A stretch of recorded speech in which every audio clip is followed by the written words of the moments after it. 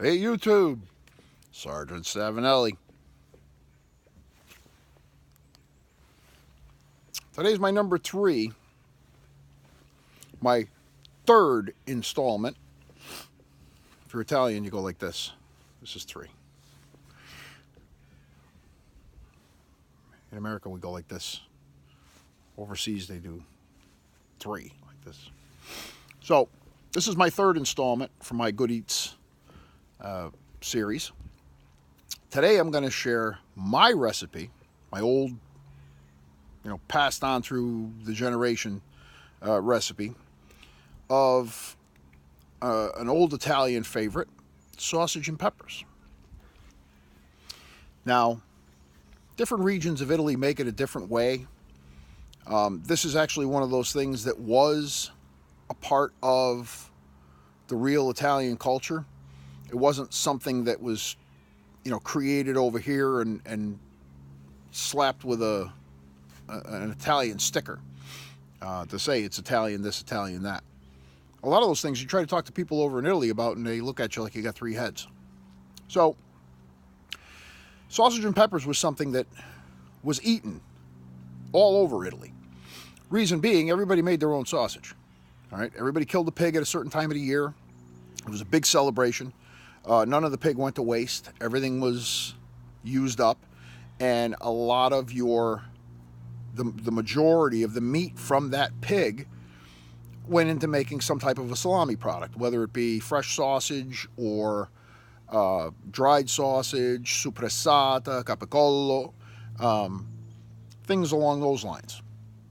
So sausage and peppers was something that everybody ate. Everybody had gardens. Most of the people in my region, my parents' region, had farms. So there was always vegetables. Peppers were in abundance. Onions were in abundance. All the things that you needed. Tomatoes, all the things that you needed to eat.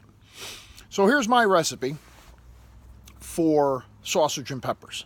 So what you're going to need for this recipe is fresh Italian sausage, all right? Try to find yourself some real Italian sausage, please. Don't use any of the processed stuff because it's crap, and that's what's going to come out of the other end of the pan. Italian sausage in certain regions of the country are hard to find. I understand that. But if you look, you can probably find some decent fresh Italian sausage. That's what you want to start with. Hot or sweet, your choice. Stay away from the ones that are pre-flavored with garlic and all the different funky stuff that they come up with. Just basic, plain, fresh Italian sausage, hot or sweet. You're going to need sweet bell peppers, green and red. You're going to need onions or an onion. Again, I'm not going to tell you how much to buy or how much to make. That's entirely up to you. Use your eyes, use, the number of people you're cooking for, whatever. If you're just cooking for yourself, obviously you scale it down to what you're going to be able to eat, in a sitting or over a couple of days. They're great leftovers. You're going to love this stuff left over. You're going to need garlic, obviously, and you're going to need some extra virgin olive oil. Okay, there is an optional ingredient that you could use if you choose to, which I'll get into after I give you the whole thing here. So do all of your prep work first. Chop up all of your garlic and your onions and your bell peppers.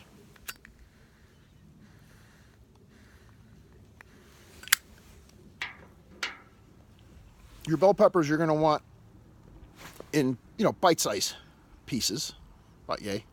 Right? Strips, bite size. Nothing too thin, because thin they cook too fast and they turn to mush. You don't want mush. Your onions you're going to slice into rings. If you've got a mandolin, the mandolin works great. You slice them down into rings. If not, then be careful. Use a knife carefully and slice the rings.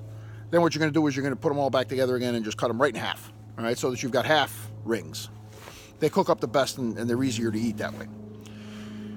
So chop up your garlic, chop up your onion, chop up your bell peppers. pour a little bit of olive oil into a nice big frying pan, saute pan, something that has a lid on it. You know, whether you have a glass lid. The one that I have is big. It's a big monstrosity, about this big. It's got a long handle and a short stubby handle on the other side, and it's got a big glass dome lid on it.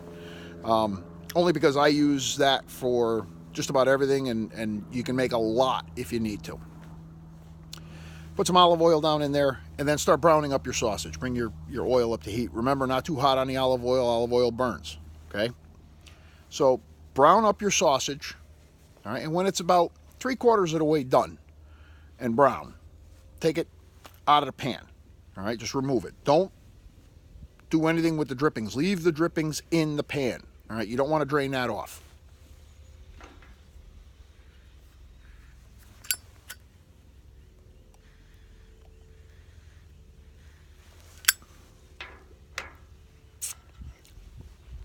Oh, backtrack that a little bit. With your olive oil, while you're doing the sausage, the garlic goes in the olive oil. Sometimes I forget that I need to say that, because for me it's second nature. I know for some people that are, you know, hearing this stuff first time, it's not. Garlic goes in the oil when you heat it up, and then when you brown the sausage.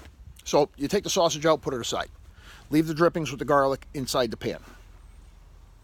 Then you're going to throw in your onion first, all right? Start getting that sizzled in nice, and you're talking like maybe a minute. All right, a minute later, throw your bell peppers in there, all of them, the green and the reds, and start moving those things around in the hot oil. All right. You want to always check the consistency of your peppers. You want your onions softer than your peppers, but your peppers you want to be able to pick up with a fork. You don't want to go stick the fork in there and then they just kind of mush out and they're hard to pick up after that. So consistency is everything on this. And it's to personal preference, obviously. Most of your fresh sausage has an overabundance of salt in it already, so I'm not telling you to put any salt in this recipe. I don't use it. If you need it, you can always add it later on.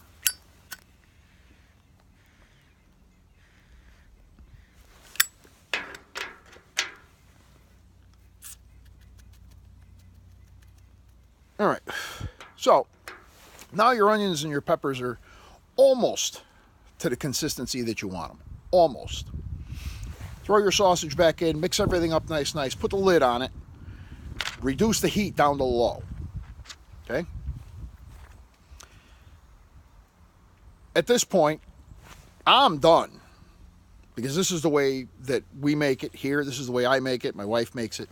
Now, that optional ingredient that we talked about earlier, should you decide that you want to add a little bit of tomato to this, you can. It's delicious both ways. Our preference is what we call a dry sausage and peppers, as far as, you know, nothing but olive oil in there. We don't put tomato in it. Ooh, there comes the sun. If you want to, what you're going to use is crushed tomatoes. All right, so buy yourself a can of crushed tomatoes, not tomato sauce, not tomato paste, nothing liquidy and watery. You want something that's just quick crushed, and that's it. One can. The can goes in at the same time as your, well, right after you start sauteing your peppers and your onions. All right, you want to throw that can of stewed in there, or not stewed, crushed tomatoes, and get that moved around. All right, and then you add your sausage, put the cover on it, reduce the heat to low, and leave it simmer for about 10 minutes, no more. Okay, remember, your gauge is going to be the consistency of your peppers. You want those peppers to have a little bit of body to them. You don't want them mushy. So either way around, dry or with the crushed tomatoes, I think you're going to like it. This is an old school recipe. It's real easy to make. There's nothing hard about these recipes. Go ahead and give them a shot. Let me know what you think, and we'll catch you on the next one.